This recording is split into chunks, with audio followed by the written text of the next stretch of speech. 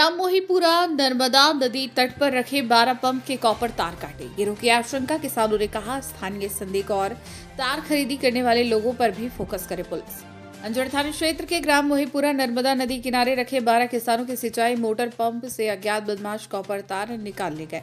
शनिवार रविवार दरमियान रात में हुई इस घटना से किसानों में खासा रोष व्याप्त है। किसानों ने कहा, गेहूं और डॉलर चना व अन्य फसलों को पानी की जरूरत है। सिंचाई के अभाव में फसल प्रभावित होगी तो वहीं पंप की मरम्मत में आर्थिक नुकसान भी उठाना पड़ेगा। आए दिन इस तरह की घटनाएं हो रही है। लोकेंद्र सिंह तोमर ने बताया कि अभी तक जितनी भी घटनाएं हुई है, पुलिस को शिकायत के बाद भी कोई ध्यान नहीं दिया जा रहा है। गत रात्रि को एक बार फिर एक साथ 12 किसानों की 10 हॉर्स पावर की पानी की मोटरों को निशाना बनाया गया है। आरोपियों व तार खरीदी से जुड़े लोगों को पकड़कर कार्रवाई होनी चाहिए। गांव से मात्र 500 मीटर की दूरी पर नर्मदा नदी स्थित है।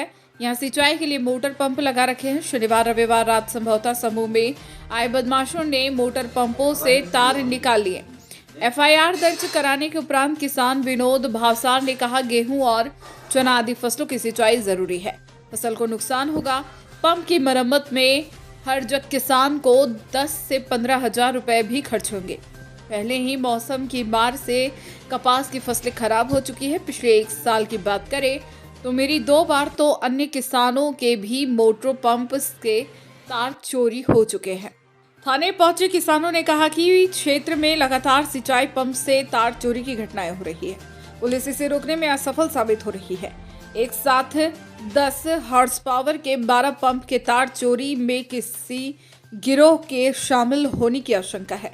यह क्षेत्र में लंबे समय से सक्रिय है। इससे पहले भी नर्मदा नदी किनारे रखी मोटरों को बदमाशों के द्वारा लोकेंद्र सिंह तोमर मोहीपुरा अंजड़ थाने पे आए हैं और शिकायती आवेदन दिया है, क्या कारण है? भाई साहब, मोहीपुरा में अभी 10 हॉर्स पावर की मोटरें नर्मदा के किनारे सभी मोटरें तार काट ली गई। कितनी मोटरों को नुकसान पहुंचा है? करीब 12 मोटर 13 मोटर। क्या लग रहा है कब कितनी दिनों से ये घटनाएं चल रही है? ये मोहीपुरा में पहली बार नहीं है, कम से कम 4 बार 6 बार ये साल में दो बार मोटरें करती है, 3 बार करती है। ये कितना नुकसान होता होगा एक किसान को यदि मोटर कटती है? एक किसान के कम से कम 8 किलो तार रहते तांबे के जी, तो करीब 1200 रुपये किलो तार हैं। मतलब ओवरऑल में 15 से 20 हजार रुपये एक किसान को जी नुकसान जी होता जी है। जी भाई।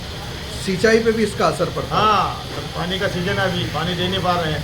पुलिस क्या कार्रवाई कर रही है अभी तक देखा जाए तो? पुलिस अभी मौके पे आई है, देखते हैं, कार्रवाई करेंगे। और बाकी पुलिस भी जो कार्रवाई करना चाहिए वो पूरी कर नहीं पा रही। लगातार घटनाएं हो रही है, किसानों में कैसा आक्रोश है इसको लेकर?